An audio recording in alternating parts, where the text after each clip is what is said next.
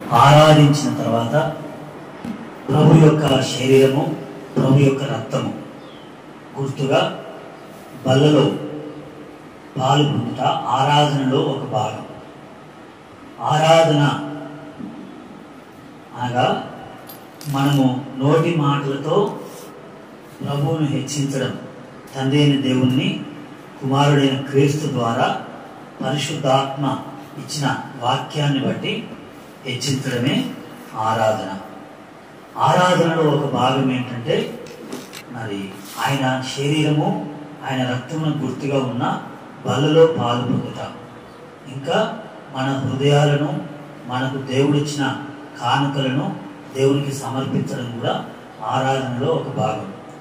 అంతేకాదు దేవునికి మన సమయాన్ని కేటాయించడం కూడా ఆరాధనలో ఒక భాగం. అన్ని పనులను పక్కకు పెట్టి, ఇప్పుడు అన్ని నామముల కంటే క్రీస్తు నామమును పైనామంగా హెచ్చించడమే ఆరాధనను. అన్ని పనుల కంటే క్రీస్తు పని, క్రీస్తు యొక్క ఆరాధన, క్రీస్తు యొక్క వాక్యమునకు మనము ఆ ముఖ్యమైన స్థానం ఇచ్చి ఆయన దగ్గరికి రావడమే ఆరాధనలో ఒక భాగం. ఇలా ఎన్నో చెప్పవచ్చు. ఈరోజు బల్లను గురించి బైబిల్ గ్రంథంలో పరిశుద్ధాత్మ దేవుడు ఏ ఏ విషయాలను రాసి ఉంచాడో మనం జ్ఞాపకం చేసుకున్నాం. బల్లను గురించి నిర్గమాకాండము 25వ అధ్యాయము 23వ వచనం. నిర్గమ 25:23 త్వరగా చదవండి. మరియు నీవు తుమ్మకరతో ఒక బల్లను చేయవలెను.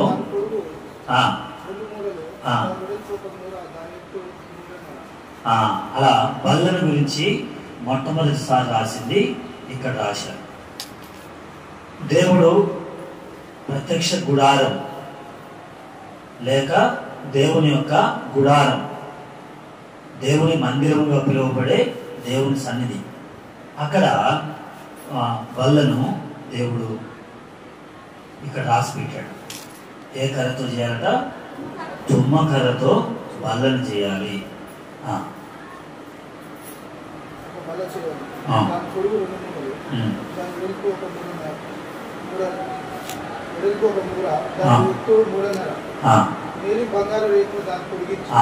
ఏంటంట? మేలిని బంగారు రేకు దానికి పొదిగించాలి. అంటే తుమ్మకర్ర వెలుపలికి కనపడకుండా బంగారము కనపడాలి. ఇది బల్లను గురించిన ఒక మాట. ఏంటంటే తుమ్మకర్ర అంటే ఎక్కడ ఉండేది? చెరువులో ఉంటుంది, లేక ఊరి వెలుపల ఉంటుంది. తుమ్మ చెట్లు, తుమ్మకర్ర ఏం చూపిస్తుందంటే మరి ఊరి వెలుపల లేక అరణ్యంలో, ఇంకా మరి దాని యొక్క ముళ్ళు, దాని యొక్క ఆకారము అదంతా కూడా ఎవరు ఇంటిలో పెంచుకోరు. తుమ్మ చెట్టును ఇంట్లో పెంచుకుంటారా ఎవరైనా? తుమ్మకర్ర మంచిదే, కానీ ఇంట్లో పెంచరు. ఎందుకు? దానికి ముళ్ళు ఉంటాయి, అంత నీడ ఇచ్చేది కాదు. ముళ్ళు ఉంటాయి, నీడ ఉండదు. తర్వాత దాని మీద కొంగలు నివాసం చేయవచ్చు. అది ఊరు వెలుపల అలా ఉంటుంది. ఇది దాని మీద మేలిమి బంగారం పొదిగించారట. అలా ఆ మేలిమి బంగారము దేవుని యొక్క ప్రేమకు, లేక మరి మేలిమి బంగారం అంటే కరిగించబడినటువంటి, శుద్ధి చేయబడినటువంటి, ఇంకా మాలిన్యం లేనటువంటి బంగారం. అది దైవత్వానికి గుర్తు. లోపల మనము, వెలుపల క్రీస్తు. ఈ బల్ల ఏం చూపిస్తుందంటే మరి లోపలనేమో మనం ఉన్నాం. ఇంకా తుమ్మకర్ర కర్రల్లో గట్టి కర్ర, కర్రల్లో గట్టి కర్ర కదా. తుమ్మకర్రతోనే తలుపులు చేస్తారు, తుమ్మకర్రతోనే బల్లలు. ఆ రోజుల్లో తుమ్మకర్ర చేసేవారు, ఇప్పటికి కూడా చేస్తున్నారు. కానీ అన్ని క్లౌడ్లు, ఇంకేదో న్యూడ్లు, కొత్త కొత్త ఎంత ఆర్టిఫిషియల్ వచ్చినాయి కాబట్టి వాటిని అంత పట్టించుకుంటలేదు. కానీ అసలు కర్రల్లో కూడా మరి సాధారణంగా ఒక పేదవారికి ఉపయోగించే కర్రలు, ముఖ్యమైన కర్ర ఏంటంటే తుమ్మకర్ర. ధనవంతులైతే ఏ కర్ర వాడతారు? టేక్ కర్ర వాడతారు. అలా పేద అంటే సాధారణమైన లేకపోతే అన్ని కర్రలకు మేకు కొట్టవచ్చు, కానీ తుమ్మ కర్రకు మేకు కొట్టాలంటే కష్టం. అంటే అది అంత గట్టి కర్ర, లేకపోతే అంత కఠినమైనది. మన యొక్క హృదయానికి గుర్తు. ఎందుకంటే మన హృదయం ఎలాంటిదంట? కఠినమైనది. మన యొక్క స్వభావము కఠినమైనటువంటి స్వభావం అనేదానికి గుర్తు. అందుకని మన కఠిన స్వభావం పోయి బంగారం మెత్తగా ఉంటుందా? ఉండదా? ఎలా ఉంటుంది? మెత్తటి. అలా మరి బంగారం వలె మెత్తనిది దేవుని యొక్క స్వభావము మనకు రావాలనేది ఒకటి అర్థం. రెండవది లేవియా కాండము 24:6 పాత నిబంధనలో బల్లల గురించి చెప్తున్నాను. అంటే ఈ రొట్టెలు బల్ల ఉండేది. లేవియా కాండం 24:6 లేవియా కాండం నిర్మలమైన బల్ల మీద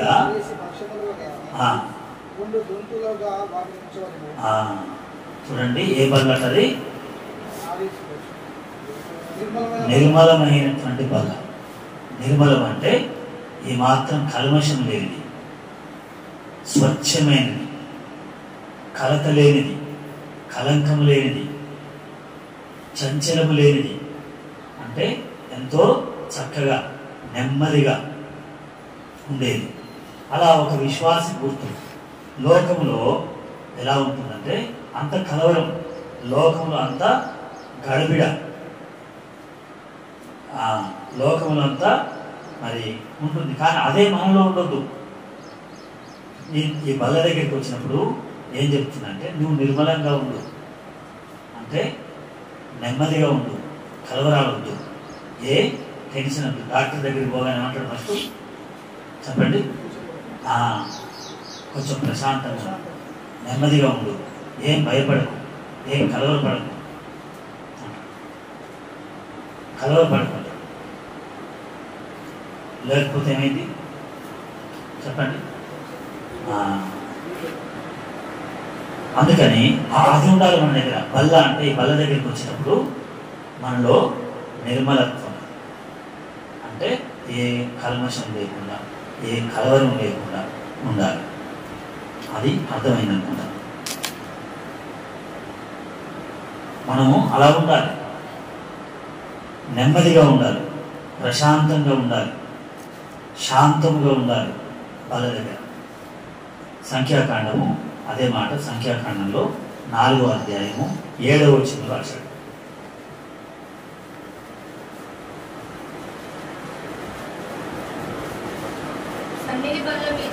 ఏ బల్లట? సన్నిధి బల్ల. ఈ బల్ల అంటే దేవుని సన్నిధిని చూపిస్తుంది కదా ఈ బల్ల.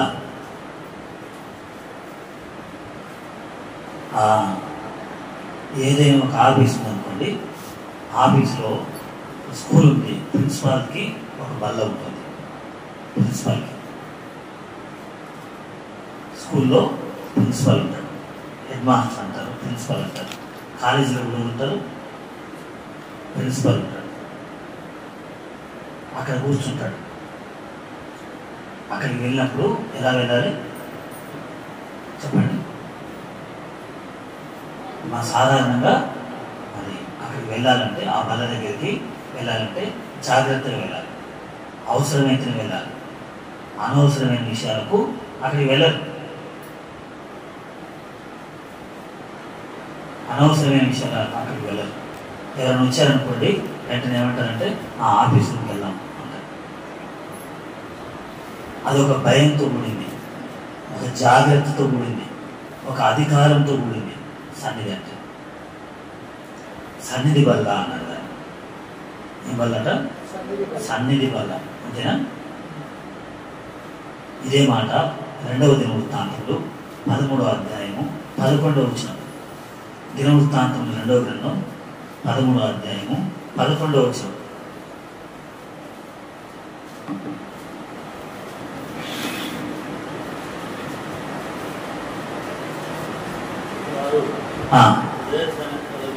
ఉదయ సాయంకాలం లేదు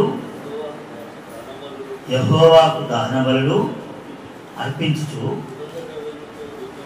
సుగంధ ద్రవ్యంతో ధూపం వేయించు ఏంటట పవిత్రమైన బల. ఏంటిది? పవిత్రమైన బల్ల.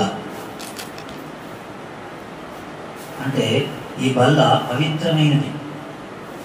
చాలా బల్లలు ఉంటాయి, కానీ ఒక్క బల్ల గురించి నేను చెప్తున్నా, తర్వాత మిగతా బల్లల గురించి చెప్తాను.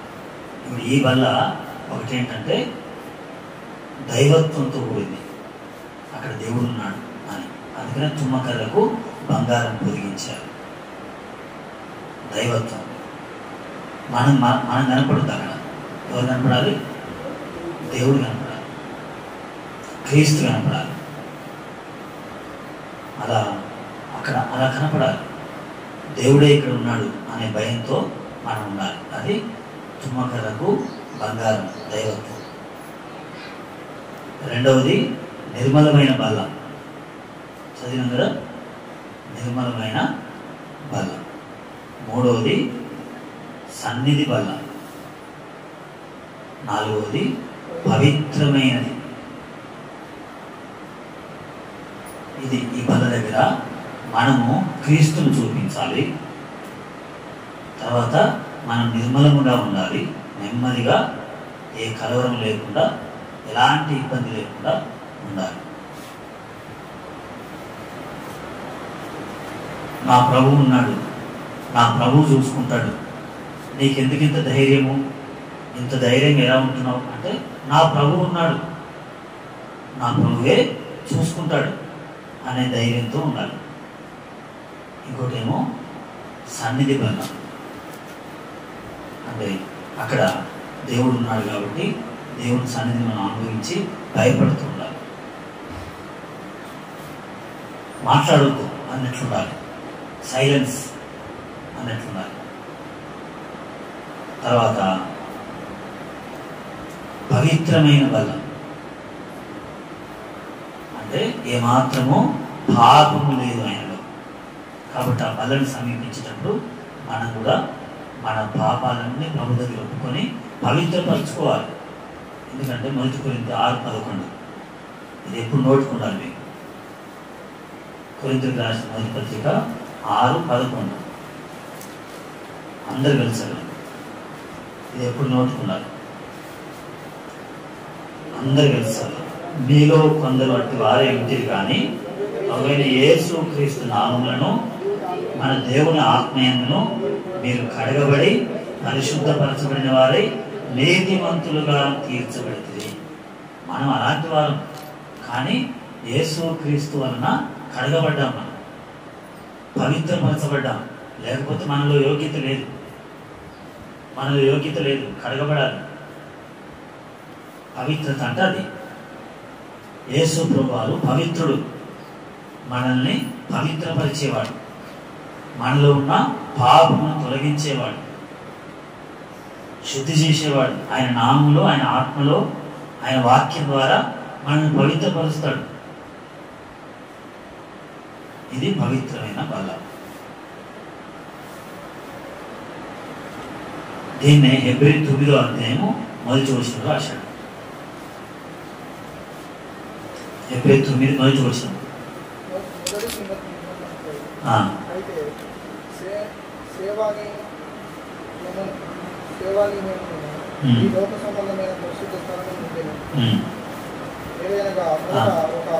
ఒక గుడారం ఉంది, అందులో దీపస్తంభం ఉంది, బల్ల ఉంది.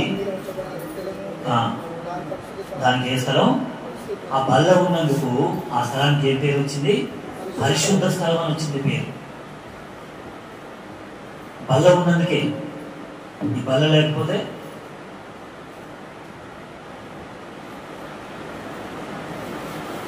పరిశుద్ధత అనేది లేదన్నట్టు. ఎందుకంటే ఆ బల్ల ఉందంటే పరిశుద్ధత. ఆ బల్ల దగ్గర పరిశుద్ధం ఉన్నది. ఇది పరిశుద్ధ స్థలం. ఈ బల్లను బట్టి చుట్టూ ఇంతకుముందు కొంగల వాసన వచ్చేది, తర్వాత తాటి పండ్ల వాసన వచ్చేది, ఇంకా ఇప్పుడు ఈ చెట్లు ఆ పక్కన ఒకసారి ఆ కుక్క లోపల అక్కడేదో ఎక్కడ తిన్నదో ఆ విషయం తినొచ్చుడే పెడతారు కదా, కుక్కలకు మందు పెడతారు. పెడితే అది వచ్చింది ఇక్కడెక్కడ చెట్లేదు అనిపోయింది, అతను అటు చెట్లేదు అనిపోయింది. ఏమొచ్చేది మనకు? దుర్వాసన వచ్చేది. 2-3 రోజులకి వెంటనే ఈ చుట్టుపక్కల ఎవరో ఒకరు, మాస్టర్ గారు మీ ఆయన చెప్పండి, మీ చర్చికి వస్తారు కదా ఆయన చెప్పండి అంటే వెంటనే అన్నకు ఫోన్ చేసేది. అన్న ఇక్కడ వాసన వస్తుందంటే వెంటనే అన్న ఎవరో ఒకరిని పంపించి ఈ వాసన చేతితో తీసేది కాదు, తాడుతో పూజేది కాదు, అయిపోయింది, ఇప్పుడు ఏం చేయాలి, దాని మీద ఏం చేయాలి, మట్టి కప్పాలి. ఈ చేతులు గుంజి తీసుకుపోయి అవతల పడేసట్లేదు, ఎందుకంటే అలా అంతవరకు అయితే చేయొచ్చు కానీ ఇప్పుడు గుంజితే వచ్చేటట్లేదు, లేదా తాడుతో లాగితే వచ్చేటట్లేదు, ఏం చేయాలి ఇప్పుడు అని ఒక దగ్గర ఉన్న పొడి మట్టి తవ్వుకొని 4-5 టెంకల మట్టి, 5-6 టెంకల మట్టి తీసుకొని వెళ్ళి సచ్చిన మురిగిన పురుగులు పట్టిన వాసన కొట్టి దాని మీద కప్పగానే ఏమైంది వాసన పోయి. అలా చేసాం అప్పుడు. అయినా ఈ స్థలము ఇక్కడ బల్ల ఉంది కాబట్టి ఏంటి చెప్పండి, పరిశుద్ధ స్థలం, బల్ల ఉంది. అసలు దేవుని పరిశుద్ధ స్థలానికట ఏ జంతువు కూడా వచ్చి తాకుద్దట అని రాసింది. ఎబ్రి, ఇది నిర్గమాకాండంలో ఉంది, ఎబ్రిలకు రాసిన పత్రిక, ఎబ్రి 12వ అధ్యాయము 19వ వచనం.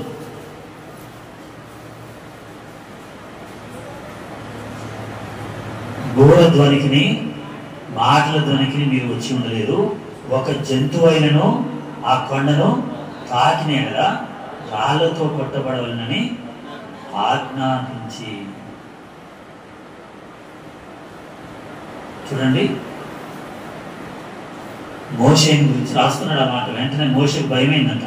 21 మరియు ఆ దర్శనం ఎంతో భయంకరంగా ఉన్నందున మోషే నేను మిక్కిలి భయపడి వణుకుచున్నాను. ఆ కొండ ఏ జంతువు కూడా తాకొద్దంటే మోషేకు భయమైందట. అదే ఏ జంతువు అంటే కుందేలు వచ్చి తాకొద్దా, ఒక గొర్రె పిల్ల తాకొద్దా, ఒక జింక తాకొద్దా? జంతువులు మంచి అందమైన జంతువులు ఉంటాయి కదా, ఈ క్రూర జంతువులు అంటే వేరు, సున్నితమైన సాధు జంతువులు కూడా ఉంటాయి కదా, అవి కూడా తాకొద్దా అంటే తాకొద్దు అనేసరికి అమ్మో అయ్యే తాకొద్దంటే నేనెంతటోడిని అని మోషేకి ఏమైందంట, భయమైందంట. పరిశుద్ధత అంటే అది. అందుకనే పరిశుద్ధుడు పరిశుద్ధుడు పరిశుద్ధుడు అని ప్రతి గానం చేసేదట. దేవుని దగ్గరికి పోతున్నామని కన్నులు మూసుకునేదట, కాళ్ళు మూసుకునేదట, 2 రెక్కలతో ఎగిరేదట. చూడలేము, సమీపించలేము అని.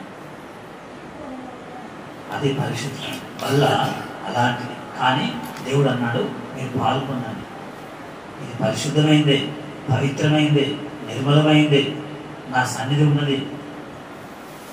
కానీ ఇంతకుముందు పాత నిబంధన ప్రకారంగా ఏ జంతువు కూడా తాకొద్దు, ఏ మనిషి కూడా తాకొద్దు. ఇదే నిర్గమ ఎక్కడ అన్నాడన్నమాట, 19వ అధ్యాయంలో, నిర్గమ 19వ అధ్యాయంలో, 19వ అధ్యాయము 12 నుంచి.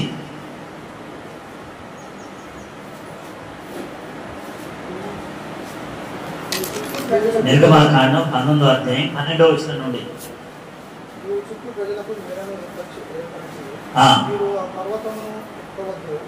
నీవు ఆ పర్వతం ఏం చేయొద్దు, ముట్టవద్దు, కనీసం అంచు కూడా ముట్టొద్దట.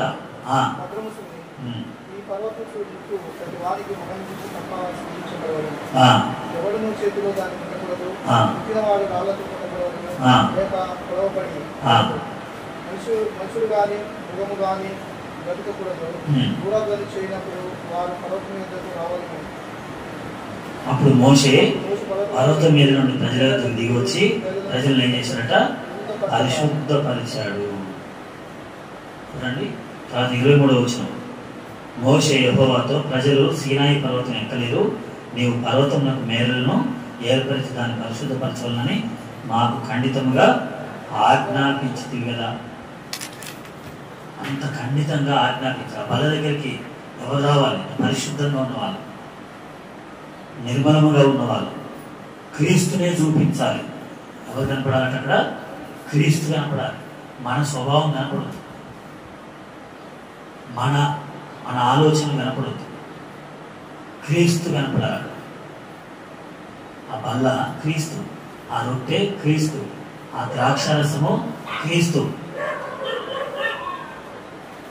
ఇది ఈ బల్ల యొక్క ప్రాముఖ్యత.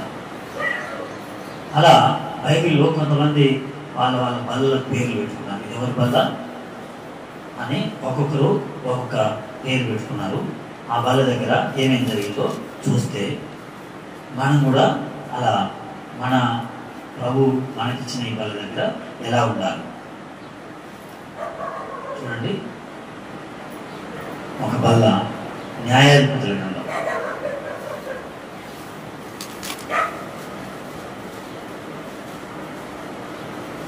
న్యాయాధిపతుల గ్రంథంలో మొదటి అధ్యాయంలో న్యాయాధిపతుల గ్రంథము మొదటి అధ్యాయము 4వ వచనం నుండి లేక 5వ వచనం. వారు బెజెకులో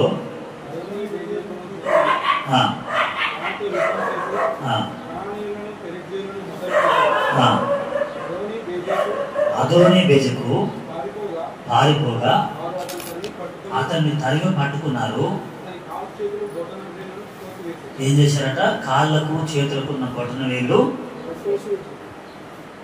వేలు కోసేస్తే నడవడం కష్టం, పట్టుకోవడం కష్టం, యుద్ధం చేయడం కష్టం, బాణం విల్లు వేయడం కష్టం, కనీసం కలుపుకోవాలన్నా కొంచెం కష్టం. దగ్గరగా పట్టాలంటే బొటన వేలు సపోర్ట్ ఉంటేనే మనకు ఇది దగ్గరగా పట్టుకొని లేపడానికి, లేకపోతే మనకు అనుకూలమైన లేపగలుగుతాం. బలమైన లేపాలంటే మన వల్ల కాదు. బొటన వేలు నడవాలంటే కూడా బొటన వేలు చాలా అవసరం.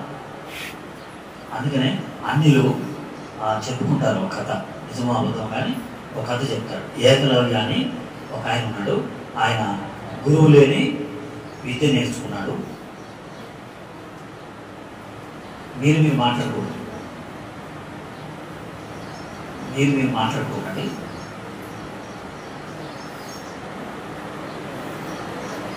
గురువు లేని విద్య నేర్చుకుంటే ఒక గురువు బొమ్మ పెట్టుకొని ఆయన విద్య నేర్చుకున్నాడట. విద్య నేర్చుకుని గురువుని మించిన శిష్యుడు అయ్యేసరికి అందరూ నేర్చుకుంటే అప్పుడు గురువు గారు అన్నదట, నువ్వు ఎలా నేర్చుకున్నావు విద్య అంటే నీ బొమ్మ అక్కడ పెట్టుకొని నేర్చుకున్నాను. ఎందుకంటే ఆయన నేర్పలేదు, ఈయన నేర్చుకున్నాడు. అయితే నువ్వు నాకేమి ఇవ్వాలి, గురుదక్షిణ ఇస్తావా అని ఏమడిగిందట? మన తాటికంటికి వెళ్తాం కదా, తాటికంటిలో ఉంటుంది ఏకలవ్య బొమ్మ. తర్వాత ఓగోడులో కూడా పాప ఆయన మందిరానికి వచ్చేది కదా, వాళ్ళ ఇంటికి పోయే సమయం దగ్గర ఏకలవ్య బొమ్మ ఉంటుంది చూడండి. మళ్ళీ ఆ బొటన వేలు నీ చెయ్యి, కుడి చెయ్యి బొటన వేలు ఏమంటే ఆయన ఇచ్చేస్తాడు. ఇచ్చేసినట్టు బాణం వేయాలంటే వేయగలడు. అందుకని ఈయన ఏం చేసిందట? 2 చేతులై 2 కాళ్ళై బొటన వేలు కోసేశారట. ఎందుకు చెప్తున్నా అనేది ఇప్పుడు మీకు అర్థం చూడండి. బల్ల గురించి చెప్పేటప్పుడు ఎందుకు చెప్తుంది చదవండి. బొటన వేలను కోసి వేసి 6వ వచనం చదివారు కదా. అప్పుడు అదోని బెజెకు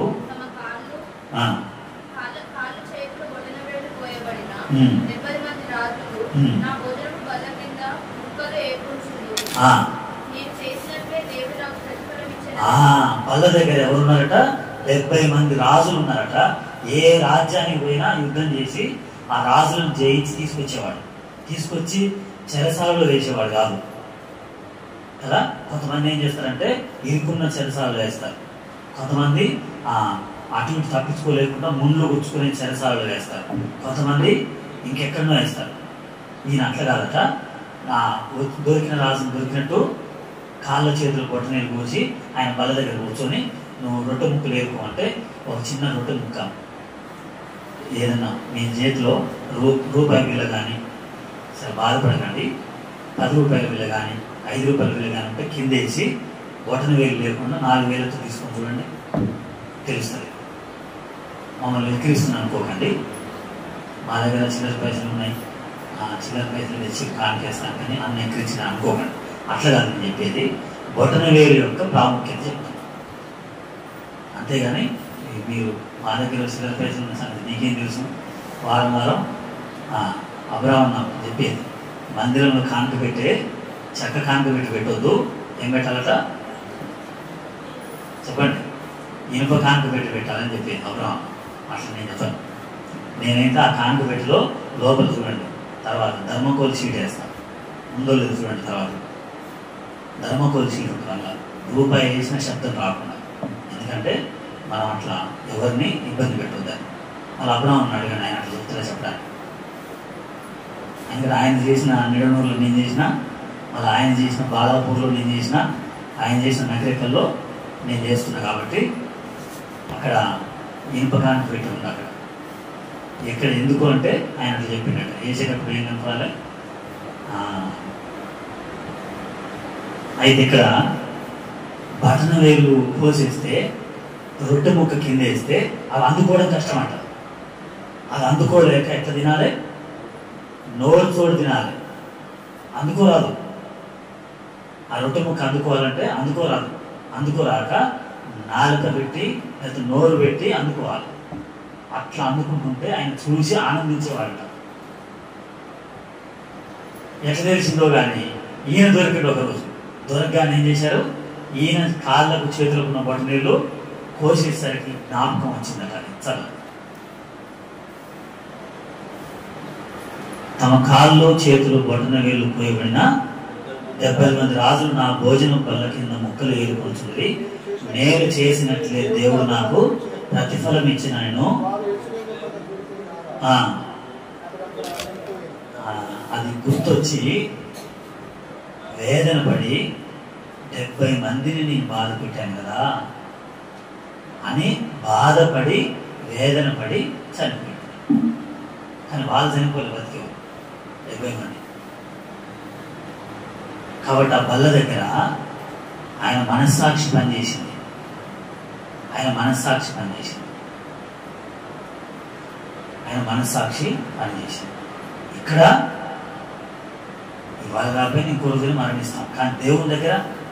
అందుకని మనం చదివిన లూకా 22:29లో నా రాజ్యంలో నా బల్ల దగ్గర మీరు కూర్చోవాలంటే ఈ బల్ల దగ్గర మీ మనస్సాక్షి పనిచేయాలి అని ఇది చెప్తున్నాను. ఇది అధోనిబేజకు బల్ల, మనస్సాక్షి పనిచేసే బల్ల. ఆయన ఆ బల్ల దగ్గరికి పోగానే మనస్సాక్షి పనిచేసి, నేను ఎవరి మీద చాడీలు చెప్పినా, ఎవరిని తిట్టినా, ఎవరిని బూతులు మాట్లాడినా, ఎవరిని బొటనవేలు కోసేసినా, ఎవరిని కొట్టినా, ఎవరిని తిట్టినా, ఎవరిని బెదిరించినా, ఎవరిని భయపెట్టించినా, ఎవరిని నిందించినా, ఎవరిని అవమానపరిచినా, ఎవరిని హేళన చేసినా, ఎవరిని వెక్కిరించినా అన్ని బల్ల దగ్గర సరి చేసుకోవాలి. ఈ బల్ల దగ్గర సరి చేసుకోవాలి. ఆ బల్ల పేరు చెప్పండి? అధోనిబేజకు బల్ల. ఏం పేరు? ఆయన పేరు అంటానికి కొంచెం కష్టంగా ఉంది. అధోనిబేజకు ఆ బల్ల దగ్గర సరి చేసుకున్నాడు. మనస్సాక్షి పని చేసింది. అబ్బా నేను ఇట్లా చేశాను కదా, నేను చేసినట్లే నాకు వచ్చింది కదా, నేను చేసిందే నాకు వచ్చింది కదా అని అక్కడ సరి చేసుకోవాలి. కాబట్టి పరీక్షించుకోవాలి, ప్రవర్తన మార్చుకోవాలి, ప్రవర్తన దిద్దుకోవాలి. అది ఓబద్యా గ్రంథంలో ఉంది. ఓబద్యా గ్రంథం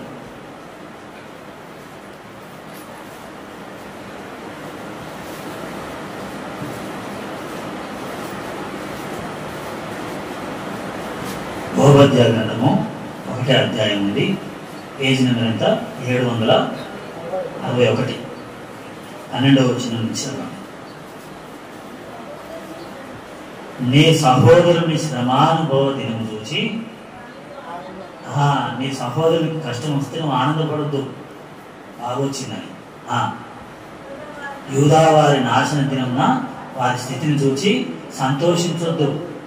నా జనుల ఆపత్తినమున నీవు వారి గుమ్మంలోనికి చొరబడొద్దు, వారి ఆపత్తిని నీవు సంతోషపడచ్చు, వారి బాధను చూడొద్దు, వారి ఆపత్తిని నీవు వారి ఆస్తిని పట్టుకోవద్దు, వారిలో తప్పించుకున్న వారిని సంవరించడానికి అడ్డత్రోవల్లో నువ్వు నిలవద్దు, శ్రమ దినమందు అతనికి శేషించిన వారిని శత్రువుల చేతికి అప్పగించొద్దు. 15వ వచనంలో యెహోవా దినము అన్ని జనులందరి మీదకి వస్తున్నది, అప్పుడు నీవు చేసినట్టే నీకు చేయబడును, నీవు చేసినదే నీ నెత్తి మీదకి వస్తున్నావు. కాబట్టి నువ్వు చాలా జాగ్రత్త. ఆ బల్ల దగ్గర అదోని బెజకు బల్ల దగ్గర అది ఆయన చేసింది ఎక్కడికి వచ్చింది? ఆయన నెత్తి మీదకి వచ్చింది. ఆ బల్ల దగ్గర ఎలాంటి వాడు చెప్పండి? ధనవంతుడు లాజరు కథ ఉంది కదా, ధనవంతుడు లాజరు కథ కూడా ఒక బల్ల ఉంది. ఎవరి బల్ల అది చెప్పండి? ధనవంతుని బల్ల. ధనవంతుని బల్ల మీద నుండి ఏం పడ్డాయట? రొట్టె ముక్కలు పడ్డాయట. తినడానికి శక్తి ఉందో లేదో లాజరుకి, కానీ బల్ల దగ్గర రొట్టె ముక్కలు ఆశపడితే తినాలనుకున్నాడు. కుక్కలు వచ్చి కురుపులు నాకుతున్నాయి. కానీ మరి దేవుని రాజ్యంలో లేకపోతే ఆ అబ్రహాం రోమున లాజరు అనుకున్నప్పుడు ధనవంతుడు ఏమంటుడు చెప్పండి? ఎవరిని పంపి ఏమంటుడు? లాజరును పంపి ఏమి ఇవ్వాలి నాకు? ఒక నీళ్ళ చుక్క ఇస్తాడేమో. ఇక్కడనేమో బల్ల ఏమీ లేదు, బల్ల మీద పడే రొట్టె ముక్కలు ఇచ్చాడా? ఇవ్వలేదు. తీశారా వాక్యం? లూకా 16 ఎన్నో వచ్చిన 24 చదువు. తండ్రివైన అబ్రహామా, నాయందు కనికరపడు, నీలో ఉంచి నా నాలుకను చల్లార్చుటకు ఎవరిని పంపించాలి? లాజరును పంపిస్తే, అయ్యా నువ్వు నా బల్ల దగ్గర ఉన్నావు కదా, అప్పుడు నా బల్ల మీద నుండి పడ్డా ఏం తిన్నావు? రొట్టె ముక్కలు తిన్నావు కదా, నా బల్ల మీద నుండి పడ్డ రొట్టె ముక్కలు తిన్నావు కదా, నాకు నీళ్లు ఇవ్వవా అంటే కృతజ్ఞతతో ఇస్తాడేమో. పంపి అంటే చిన్నడు తినలేదు ఆయన. ఉందా? 21తో వచ్చిన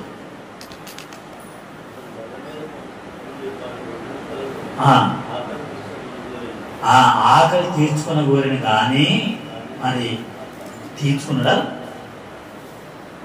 పెట్టలేదు. కాబట్టి ఇప్పుడు లాజరు ఒక చుక్క నీళ్లు కూడా పోసిండా? ఆయన రాజ్యంకు వెళ్ళేసరికి ఏమైంది? ఈ రొట్టె దగ్గర, ఈ బల్ల దగ్గర నువ్వేం చేసినావో, ఈ బల్ల దగ్గర నువ్వేం చేసినావో అక్కడ జరిగింది. కాబట్టి మనం మనస్సాక్షి. ఇది ఎవరి బల్ల? ఇది ధనవంతుని బల్ల. అదేమో అదోని బెజకు బల్ల. ఈ ధనవంతుని బల్ల దగ్గరికి వచ్చేసరికి ఏమైంది? రొట్టె ముక్కల ఆసక్తి, అయ్యో రోజు నా దగ్గర ఉంటుంది కదా అని ఒక రొట్టె తీసి ఇవ్వచ్చు కదా. కనీసం బల్ల మీద నుండి పడే రొట్టె ముక్కలు కూడా వీలుగా లేదు.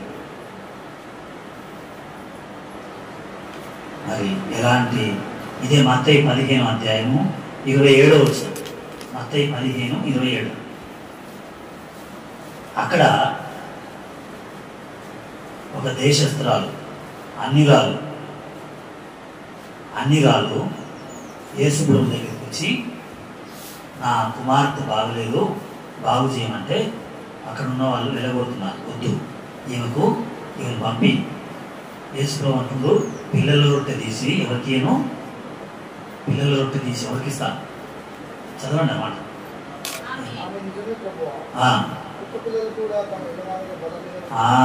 కుక్క పిల్లలు కూడా ఏమంటుంది? తమ యజమానుల బల్ల మీద నుండి పడే రొట్టె ముక్కలు తింటాయి కదా.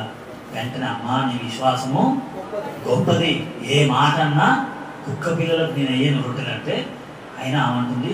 నేను కుక్క పిల్లలు అనుకున్నాను. ఎవరివి కుక్క పిల్లలు అంటే ఎవరు తింటాయి అటు రొట్టెలు? కాబట్టి నేను కుక్క పిల్లలు కావచ్చు, కానీ నువ్వు నా యజమానుడివి కదా, నేను బయట కుక్కని కాదు కదా, అదే అర్థం అక్కడ. బయట కుక్కలు అయితే వస్తే ఏం చేస్తాం, వెళ్ళగొడతాం. మరి ఇంట్లో కుక్క అయితే ఆ మాట అనేది మనం బాధపడకండి. యేసుప్రభు చెప్పిన మాట. అంటే ఇది ఎవరి బల్ల, ఇది అంటే యేసుప్రభు బల్ల, లేకపోతే యజమానుని బల్ల. మరి మన దేవుడు మన యజమానుడు కదా. ఈ బల్ల దగ్గర మనందరం ఎవరో చెప్పండి, పిల్లలమా కాదా? అయితే ఆమంటుంది, మేము పిల్లలం కాకపోయినా కనీసం కుక్క పిల్లలన్నా ఏం చేస్తాయి, బల్ల మీద నుండి వాడి రొట్టెలు తింటాయి కదా. అది తగ్గింపు. కుక్క పిల్లలు అన్నా పర్వాలేదుగా, నాకేం కావాలి, ఆ రొట్టె కావాలి, అది తగ్గింపు. అంతేగాని నేను ఆ రొట్టె తీసుకోను, నన్ను ఈ మాట అంటారు కదా, నేను రొట్టె తీసుకోను. నన్ను ఈ మాట అంటారు కదా, నేను ఇక్కడికి రాను. నన్ను ఈ మాట అంటారు కదా, ఈ మందిరం నాకు సంబంధం లేదు. నన్ను ఈ మాట అంటారు కదా, ఈ సావాసం నేను ఉండను అంటారు. వద్దు అట్లా. యజమానుని వాళ్ళ దగ్గర మనం పిల్లలం కావచ్చు, ఒకవేళ నాన్ననే పెట్టుకుంటున్నా, నేను ఒక కుక్క పిల్లనే కావచ్చు, కానీ యజమానుని రొట్టె ముక్క ఏం చేయాలి, నేను తినాలి. తినకపోతే ఏం తినాల్సి వస్తుంది, బయటికి పోతే ఏం తినాల్సి వస్తుంది. కప్పైన కుమారుడు బయటికి పోతే ఏం పెట్టారట, ఏం తినాల్సి వచ్చింది, పందులు తినే పొట్టు తినాల్సి వస్తుంది. అందుకని పరీక్షించుకోవాలి. యజమానుని బల్ల.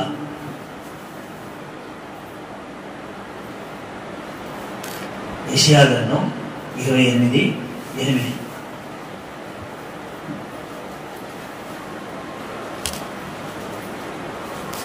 యెషయా గ్రంథము 28:8. వారి భోజనపు బల్లలన్నీ ఎలాట, వాంతితోనూ కల్మషంతో నిండిందట. వాంతి, కల్మషం, అది వివరించిన అవసరం లేదు.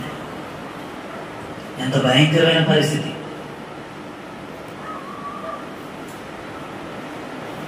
ఎంత అక్కడ తినబుద్ధి అయితే మనకు అలా అయిపోతుంది.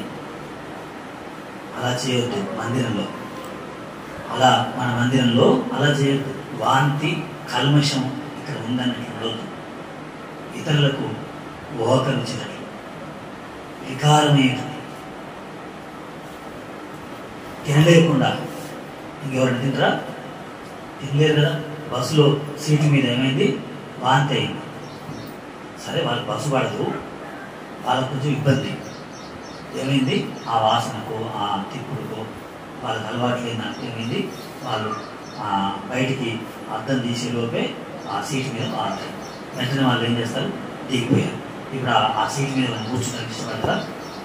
అట్లా ఉండొద్దు మన బల్ల. మన బల్ల అలా ఉండొద్దు.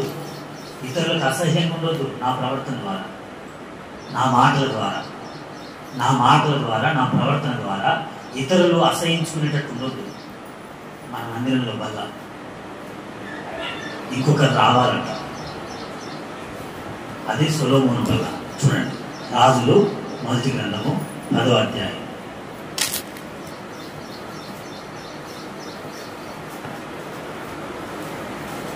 రాజులు 1 గ్రంథము 10వ అధ్యాయం 5వ వచనం.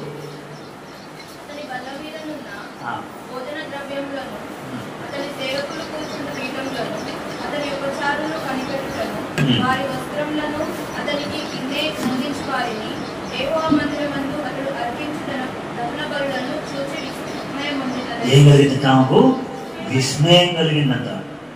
ఏం చూసిందట? అతని బల్ల మీదనున్న భోజన ద్రవ్యాలు గిన్నె అందించేవాళ్ళు, అంటే బల్ల అందించేవాళ్ళు. వాళ్ళని చూస్తే ఆమెకు విస్మయం కలిగి, ఇంత క్రమం ఉంటుందా, ఇంత పద్ధతి ఉంటుందా, ఇంత ఆత్మీయం ఉంటుందా, ఇంత ఇలాంటి వస్త్రాలు ఉంటాయా, ఇలాంటి ప్రవర్తన ఉంటుందా, ఇలాంటి దీనత్వం ఉంటుందా, ఇలాంటి మాటలు ఉంటాయా, ఇలాంటి ఎంత. ఆమె వేరే దేశం నుంచి వచ్చిన రాణి సొలొమోను బల్ల దగ్గరకు వచ్చి ఆమె మారుమనసు పొందిందట. ఒకరోజు ఎవరు తీర్పు తీర్చేయడానికి పరలోకంలో సొలొమోను విని, సొలొమోను యొక్క మాటలు విని మార్చబడిన ఆమె వస్తుందట. చదవండి, ఇక్కడ ఇది పూర్తి కాదు, ఇది అయినాక అక్కడికి వెళ్దాం. 8వ వచనం. నీ జనులు భాగ్యవంతులు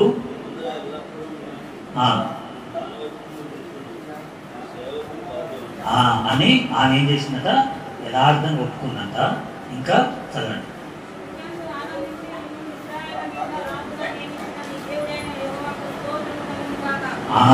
దేవునికి ఏం కలుగును గాక, ఆమె విలువకుండా ఆమెకు ఆరాధన వచ్చింది.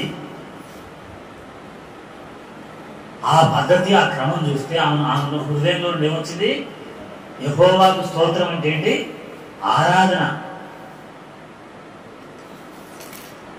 నువ్వు కూడా ఎన్నో సంవత్సరాల నుంచి బలిలో పాల్గొంటావు, నీకున్న ఆరాధన పోయింది, నువ్వే ఆరాధన చేయట్లేవు, నీ ప్రవర్తన అట్లా అయిపోయింది. చూసుకో, నీ మనస్సాక్షి పనిచేయట్లా ఆరాధన చేయడానికి. ఆరాధన అంటే ఎటు పోతాం, ఆరాధన అంటే మోకరించి కళ్ళు మూసుకుంటాం, ఆరాధన అంటే చేయగలం. కానీ ఎక్కడి నుంచో వేరే దేశం నుంచి వచ్చినామే, ఆమె ఏం తెలియదు, వచ్చి ఆ ఒక్కరోజు ఒక వారమో ఆ బల్ల దగ్గర అవన్నీ చూసి ఆమె ఆరాధన నేర్చుకుంది. ఎట్లా వచ్చింది ఆరాధన? ఆమె నోటి నుండి ఏమొచ్చింది, ఆరాధన వచ్చింది. యెహోవాకు స్తోత్రము కలుగును గాక. ఇప్పుడు మత్తయి సువార్త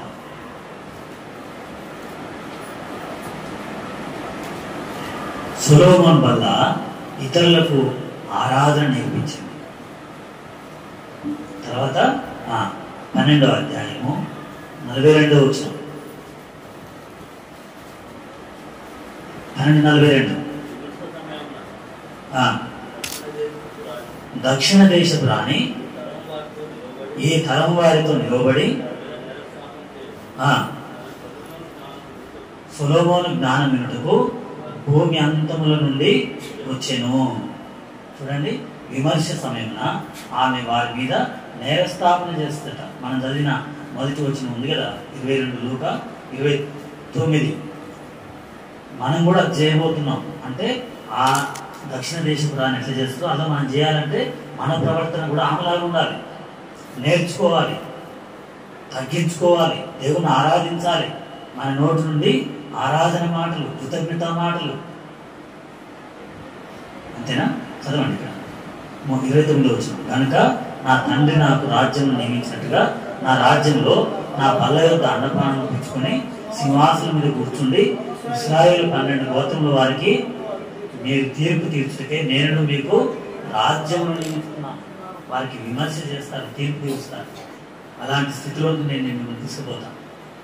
సొలొమోను బల్ల లాంటిది, అంతకంటే శ్రేష్టమైన బల్ల ఇది.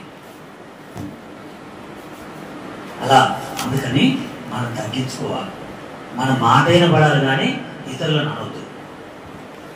చదవండి, ఎఫెసీ ఆ మాట రాసింది అక్కడ 5వ అధ్యాయం 4వ వచనం.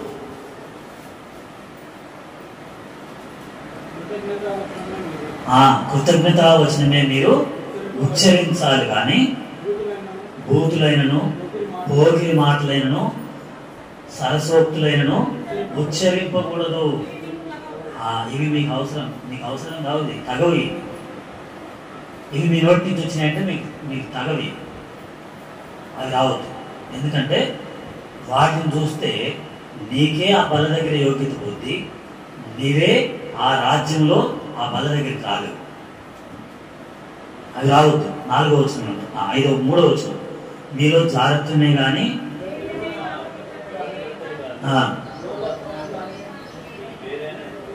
వాటి పేరు కూడా ఎత్తొద్దట. వాటి పేరు కూడా కొంతమంది అంటారు కదా, ఆయన ఏం తిట్టిండో ఈయన అదే తిట్టి వినిపిస్తాడు, ఆమె ఏం తిట్టిందో ఈమె అదే తిట్టి ఎందుకు అట్లా తిట్టో నేను కొట్టిందంటే ఆమె అన్నయ్య చెప్తున్నా, ఆయన అన్నయ్య చెప్తున్నా అంటే అదే చెడ్డ మాటలు అన్నారు, బూతు మాటలు అన్నారు, అనరు. వాళ్ళు ఏ మాట అన్నారో మళ్ళీ ఆ మాట వీళ్ళ నోటి నుంచి వస్తే మంచిదేనాది? రావద్దు. అసలు మన నోటి నుంచి రావద్దు. వాళ్ళకు వచ్చినాయా మన నోటి నుంచి రావచ్చు. వస్తే సైతాను దయ్యం పట్టిన మాటలు. ఎందుకంటే వాళ్ళ దగ్గర అలా వచ్చినాయంట. ఇప్పుడు ఎవరి బల్ల చూసినా, సొలొమోను బల్ల, ఇతరులను మార్చే బల్ల. అదోని బేజకు బల్ల అంటే మనస్సాక్షి బల్ల. ధనవంతుని బల్ల ఏం చేసింది చెప్పండి? మనం రొట్టె ఇస్తే మనకేమిస్తారు? నీళ్ళు ఇస్తారు. లేకపోతే జీవజలం ఇస్తారు.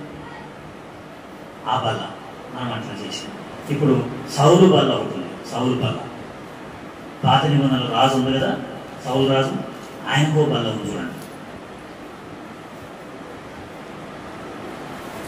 సమూయేలు మొదటి గ్రంథము 20వ అధ్యాయం.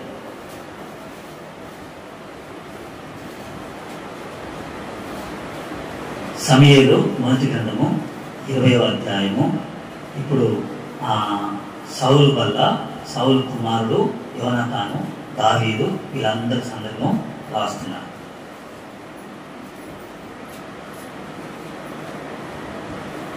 ఇరవై 29వ వచనం లేక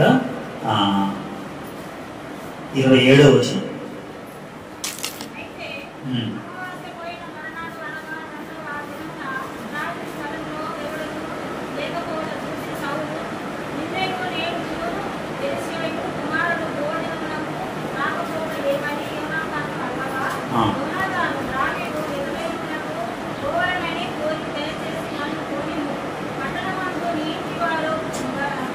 అంత చదవకపోయినా చివరిలో చదవండి. నా యొద్ద సెలవు తీసుకున్నాను, అందు నిమిత్తమే అతడు రాజు భోజనం బల్ల యొద్దకు రాలేదని సౌలుతో, అంతేనా, చెప్పగా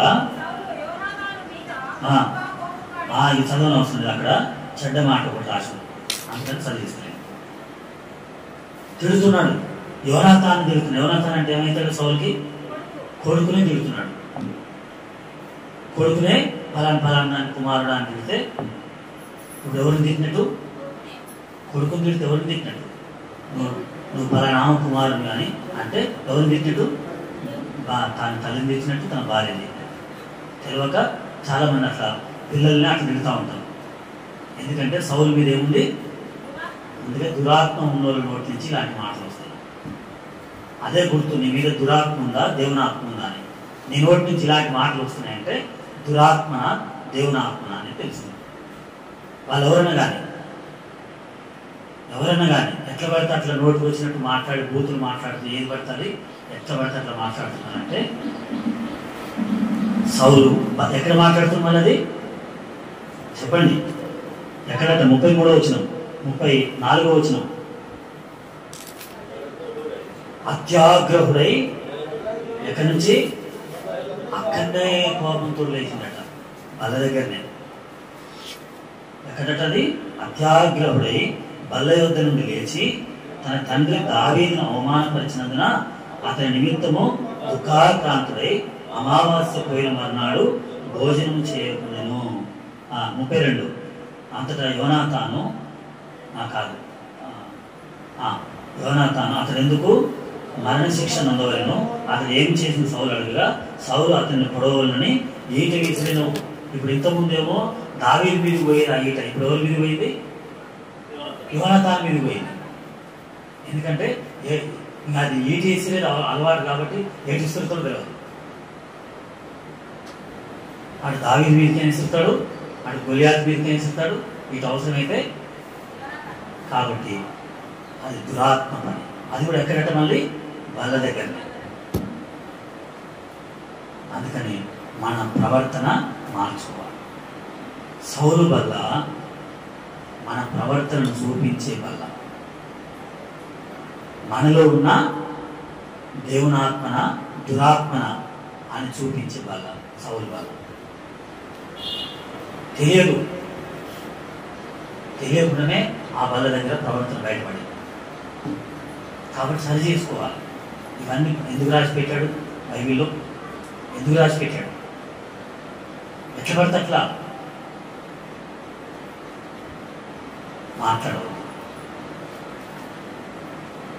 మాట్లాడవద్దు, ఈటలు విసిరవద్దు.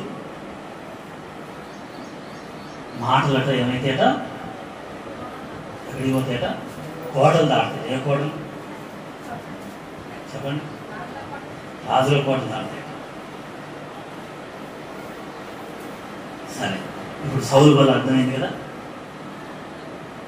సౌలు బల్ల ఏం లాభం? బల్ల దగ్గరనే ఉన్నాడు కానీ ప్రవర్తనలో మార్పు. దావీదు బల్ల ఉంది చూడండి ఎలాంటి బలం. 2వ సమూయేలు 9వ అధ్యాయం 7వ వచనం ఒకరు చదవండి, 11 ఒకరు చదవండి. 2 సమూయేలు 7 9వ అధ్యాయం 7వ వచనం, 11వ వచనం, 13వ వచనం. అందుకు దావీదు నీ తండ్రి అయిన యోనాతాను నీకు ఉపకారం చేసి చూడండి, నీ పితరుడైన సౌలు యొక్క భూమిని లేక సమస్తాన్ని మరలా ఇప్పిస్తాను, నువ్వు సదాకాలము. ఏంటంటే యోనాతాను లేకపోతే సౌలు మనవడు. సౌలు దావీదు సౌలు తరుముతా ఉన్నాడు. కానీ అప్పటికి సౌలు లేడు, యోనాతాను లేడు. కాబట్టి ఎవరు మిగిలారు? ఇప్పుడు యోనాతాను మిగిలాడు. అంటున్నాడు, యోనాతాను తీసుకొచ్చి ఎక్కడ పెడతా?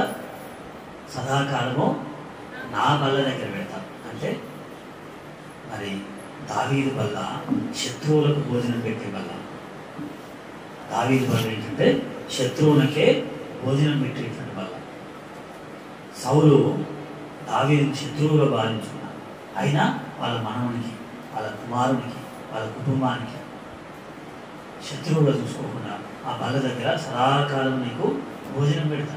ఎంతసేపు యోనాతాను కుమారుడు మెఫీబోషెతు 2 కాళ్ళు కుంటి, బలహీనుడు, పరిగెత్తలేడు.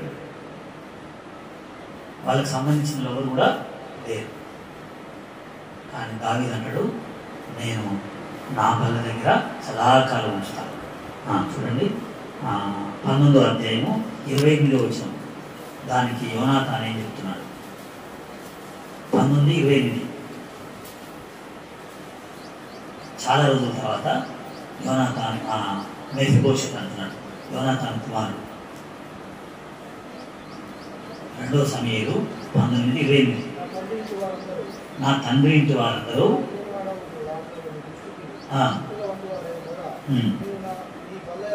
నీవు నీ బల్ల యొద్ద భోజనం చేయవారిలో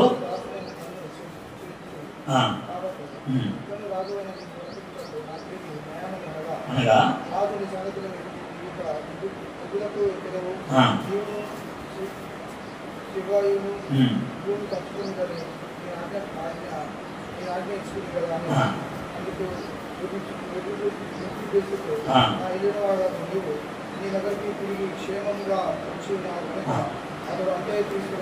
నాకు ఆయన కాదు, అసలు మొత్తం ఆయన తీసుకున్నా పర్వాలేదు, నీవు వచ్చావు నాకు అంతే చాలు, నాకు అంతే చాలు, నాకు ఏది ఉన్నా లేకపోయినా అంటే ఊరుకుంటాడా? దావీదు ఊరుకుంటాడు? అట్లా అంటే ఊరుకోడు కదా. ఖచ్చితంగా ఆయనకి ఇచ్చేది ఆయనకి ఇస్తాడు. అలా దావీదు వల్ల ఎలాంటిదో చూడండి.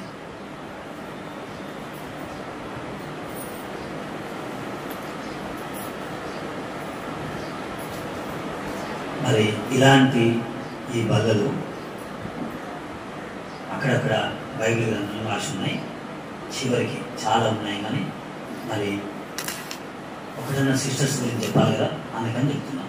2వ రాజుల 2వ గ్రంథం 4వ అధ్యాయం అనగానే సిస్టర్స్ గుర్తు రావాలి. రాజుల 2వ గ్రంథము 4వ అధ్యాయం. ఎవరి బల్ల ఇది? అప్లవాన్ బల్ల. చెప్పండి. 4వ అధ్యాయము 10వ వచనం.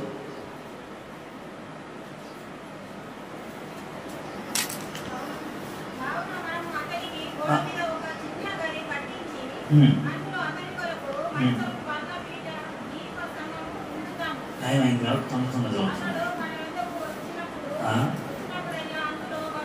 ఆగండి ఆగండి ఆగండి ఆగండి. 10వ వచనంలో ఏముందంటే మంచము కామ బల్ల. చాలు చాలు చాలు, అక్కడ బల్ల అనే మాట వచ్చింది కదా, అది ముఖ్యమైనది.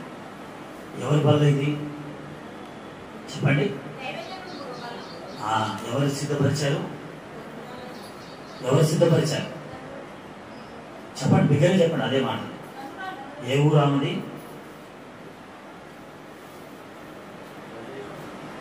ఏ ఊరు ఆమె? శూనేము పట్టణం. అందులో ఒక స్త్రీ, ఆమెకు ఒక బిరుదు, గనురాలైన ఒక స్త్రీ. ఆమె దగ్గరికి భోజనం కదా, భోజనానికి అంటే ఆతిథ్యం ఇస్తుంది. తన అక్కర్లన్నీ కూడా తీర్చగలిగింది. లేకపోతే విశ్రాంతినిచ్చింది. అక్కడ బల్ల ఏర్పాటు చేసింది. ఆ బల్ల దగ్గరనే అమ్మ నీకేం కావాలని అడిగాడు. అడిగితే నాకేమొద్దు అంటాడు.